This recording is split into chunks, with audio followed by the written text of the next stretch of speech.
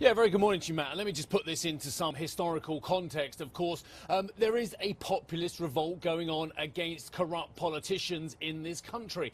That sounds familiar, doesn't it? We've seen it all over the world. Certainly populist revolts leading to Gilets jaunes in France, to perhaps the Brexit vote in the UK, and bringing Mr. Trump to power in the United States. The difference with Ukraine is populist revolts have been going on for a very long time. Of course, the near-term history was the Euromaidan uprising against a Russian-backed premier, Mr. Yanukovych, back in 2014. It was a very bloody series of events which led to, of course, the annexation of Crimea in Russia as well. But going back even further to the Orange Revolution in 2004, the Ukrainians have got a long history of trying to bring democracy, trying to bring an end to corruption to their country. And in part, back here in 2019, what we're seeing here with this comedian come actor come producer, Vladimir Zelensky, taking a lead in the presidential polls, is another manifestation of that. Now, whether he is just another man backed by a certain echelon of oligarchs, that remains to be seen, and that is a very big question here in Ukraine as well. But I went to an event last night and I actually managed to get, I think, pretty much the first international interview stroke doorstep with Mr. Zelensky following those closing of the polls as well. And I asked him some of the key questions about corruption. You're also going to hear from, in this next bit of tape, Alexander Daniluk, who is an ex-finance minister who's disillusioned with the progress under President Poroshenko, and Averius Abramovicius, who's an ex-economy minister as well. Again, the same disillusionment. So hear from those three gentlemen in a little bit of a reel we've put together for you. If I win, we'll do a strong democratic Ukraine without corruption. What our president, this president, Petro Poroshenko, he had for this, he had 5 years.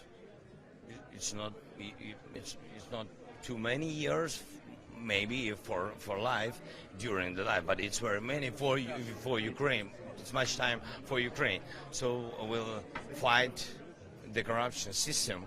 Many things went well, but I think there was one big drawback, is there was no real intention to fight with corruption.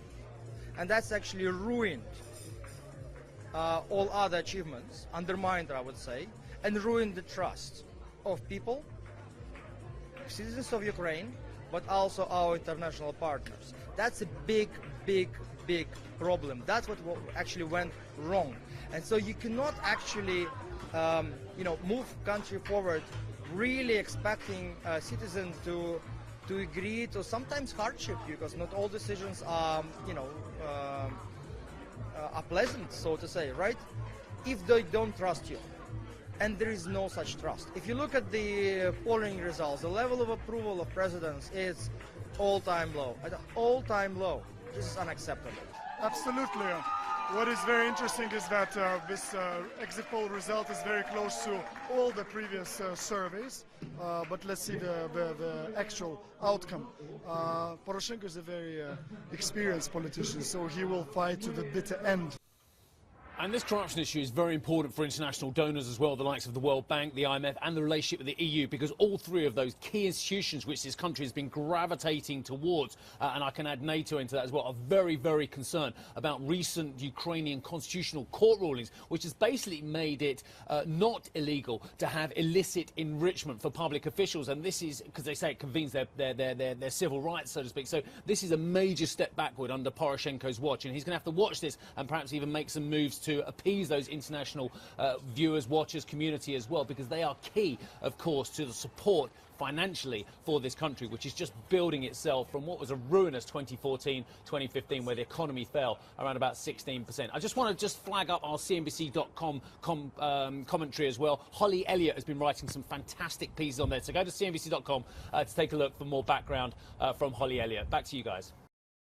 Hey everybody, it's Hadley Gamble from our new CNBC Middle East Bureau in Abu Dhabi. Thanks for stopping by. Now, to watch more, you can try one of the videos that just popped up on your screen. And don't forget to subscribe.